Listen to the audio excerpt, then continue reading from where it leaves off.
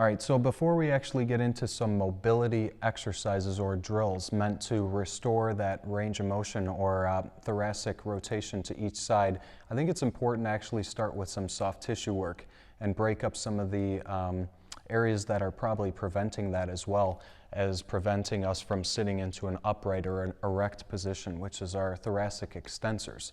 So let's start by freeing that up first. I've got the foam roller behind me. I'm going to place that directly along the thoracic spine, or the area where my shoulder blades sit.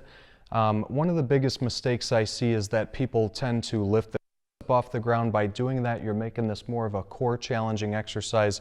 When you contract your abs, you're probably pulling your hips forward a little bit more. I actually like to keep my feet flat on the floor to keep some pressure off of that area, as well as the butt or hips on the floor as well. Now, the second mistake people make is that they tend to reach their hands behind their head, and they also almost pull their shoulder blades together. So what you're doing is you're performing scapular retraction, where your shoulder blades go back and they even fall slightly downward. So you're not able to actually mobilize the thoracic spine, nor are you able to free up some of that soft tissue either. So I actually like to go arms out in front and almost like a plus or rounded position, that shoulder blade protraction where the shoulder blades sit forward. You're actually going to expose that soft tissue. That way we're actually able to break that up. So if I'm in this position here and I go arms out in front of me, you can even do arms crossed, and I even like doing this position here where my hands touch, my wrists and my forearms stay touching together the entire time.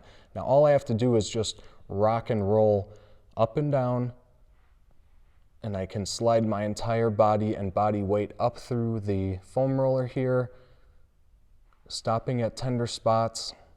But what I really just want to do is work on just freeing up and breaking up some of that soft tissue adhesions all the way up through the entire thoracic spine or shoulder blade.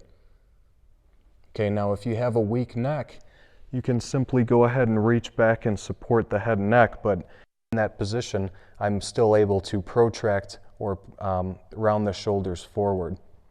Same thing. I would go for about 10 or 20